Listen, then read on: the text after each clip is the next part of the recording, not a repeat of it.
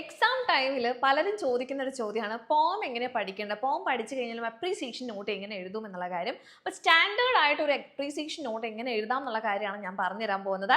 First of all നിങ്ങൾ ശ്രദ്ധിക്കേണ്ട കാര്യം, പോമിന്റെ പേരൊക്കെ കൃത്യമായിട്ട് അപ്രീസിയേഷൻ എന്നൊക്കെ പറഞ്ഞിട്ട് ഹെഡിങ് ഒക്കെ കൊടുത്തതിന് ശേഷം ഫസ്റ്റ് പാരഗ്രാഫിൽ പോമിന്റെ പേരും പോയറ്റിന്റെ പേരും നിർബന്ധമായിട്ട് മെൻഷൻ ചെയ്യുക എന്നുള്ള കാര്യമാണ്.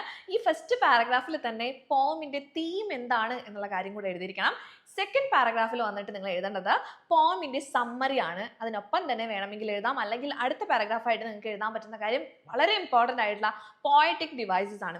ഇവിടെ നിങ്ങൾക്ക് പോമിന്റെ സ്ട്രക്ചർ എഴുതാം, റൈം സ്കീം എഴുതാം, ഇമേജറി, അതുപോലെ തന്നെ മെറ്റഫർ, അങ്ങനെ നമ്മൾ പഠിച്ചു വെച്ചിട്ടുള്ള കാര്യങ്ങളുണ്ട് അല്ലേ. അപ്പോൾ അതൊക്കെ പോമിൽ ഉണ്ടോ എന്നുള്ളത് നോക്കിയിട്ട് അതും കൂടെ ഈ ഒരു ഭാഗത്ത് എഴുതണം. വളരെ ഇമ്പോർട്ടൻ്റ് ആയിട്ടുള്ള ഒരു പോർഷൻ ആണിത്.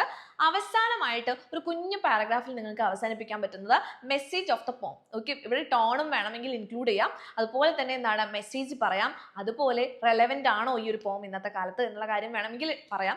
അങ്ങനെയാണ് നമ്മൾ ഒരു ബേസിക് ആയിട്ടുള്ള ഒരു സ്റ്റാൻഡേർഡ് ആയിട്ടുള്ള അപ്രീസിയേഷൻ നോട്ട് എഴുതുന്നത്. ഓക്കെ, അപ്പോൾ എല്ലാവർക്കും ക്ലിയർ ആയിട്ടുണ്ട് എന്ന് വിചാരിക്കുന്നു. അങ്ങനെയാണെങ്കിൽ ഉറപ്പായിട്ട് ഈ ഒരു ഷോർട്സ് ലൈക്ക് ചെയ്യുക, അതുപോലെ തന്നെ ഫ്രണ്ട്സിലേക്കൊക്കെ ഷെയർ ചെയ്ത് കൊടുക്കുക. നിങ്ങൾക്ക് ഇനി എന്തൊക്കെ ഡൗട്ട്സ് ആണ് ഇംഗ്ലീഷ് എക്സാമിന് ഉള്ളത് എന്നുള്ള കാര്യം താഴെ കോമന്റ് ബോക്സിൽ ഒന്ന് കോമന്റ് ചെയ്യാം.